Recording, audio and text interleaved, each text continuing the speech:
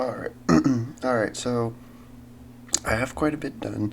I have the start to the environment on the new third level done, and I have one really cool new gameplay thing mostly done. I just really needs more. It's done, but it just needs a little bit more polish and that kind of stuff, and I'm going to show you that right now. And I'm going to be talking a little bit more about exactly what's going on. So what it is a boss fight between you and a tank.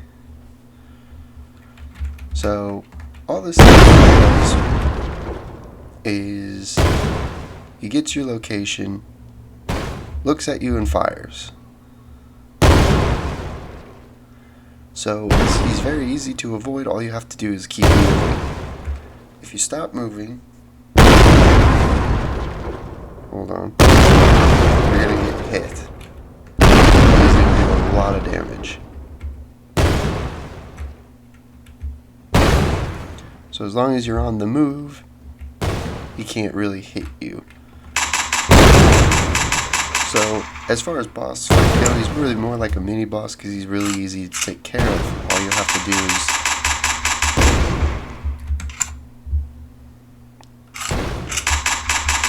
keep moving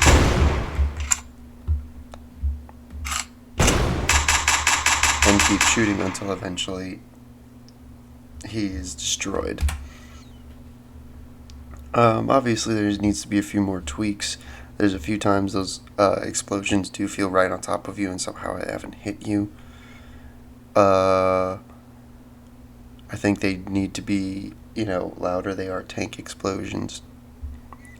But like I said, so the most part he's done. He's not going to move anywhere, just turn and shoot, basically.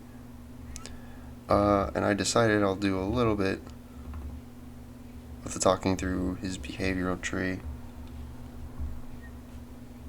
just to get everything, I don't know, just to add a little bit more interest if you're interested in making something similar. So this is the behavioral tree. It's one sequence. There's no decisions he needs to make. He does the same thing repeatedly, without fail. So he's incredibly simple compared to the others, which make decisions based on mostly whether or not they can see the player. So the first thing we do is we run an EQS query, and I modified my find player one because the find player one I made a much larger ring, and that's so that the enemies don't try to get too close to the player and get stuck on the player, because that was happening. But this one I tightened the ring up. I think I'm going to tighten up a little bit more, almost to be a single point. But anyways, so it runs an EQS query to find that player, and it gets that player's location. Next is it just focuses. It's going to turn and focus on that location. Just going to look at it, and then it's going to wait. It's going to wait anywhere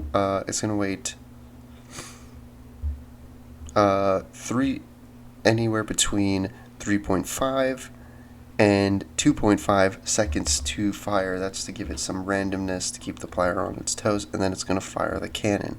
Then it's going to, once it does that, it's finished. It's going to start all over again, which makes it very, very, so it's, like I said, it's a very simple behavioral tree,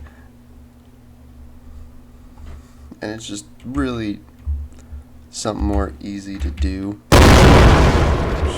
Hold on, I'm trying to, so you can see when it shoots, it's picking a winner, and it's firing on that winner.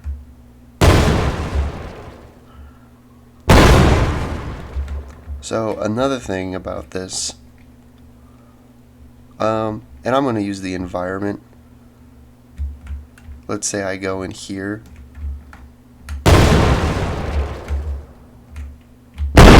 He's still able to fire in here because, not because So his fire. Wait, I'm trying to think how to explain this. So his firing is not based at all on sight or anything like that. It is purely my location.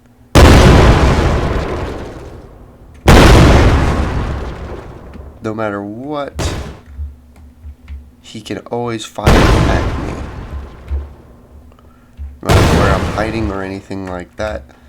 And when I'm gonna show the map later because I'm gonna really tweak it up. It's not really anything worth showing right now, and it'll make a lot more sense when you see that, why I'm okay with that versus like something like here.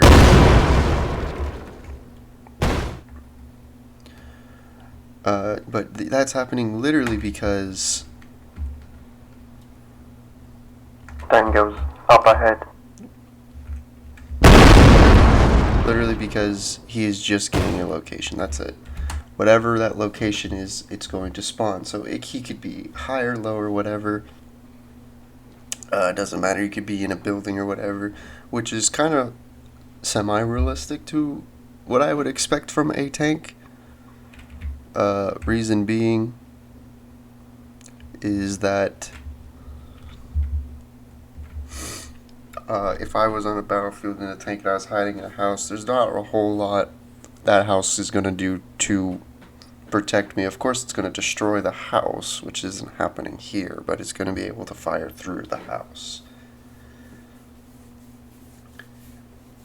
But yeah, so that's a really relatively easy, tank boss. And like I said, he's not going to move, and nor am I going to allow him to move. Mostly because I don't think it's too necessary. I'll see how he plays when I actually put him in the level. And, there's a few other things, like tightening up that circle. I think making the explosions a little louder would help. Also, I don't know if you noticed the emitter is kind of doing it a little above, so maybe lowering that emitter to be a little bit further down with the realism. But yeah, other than that, I'll see you guys next week.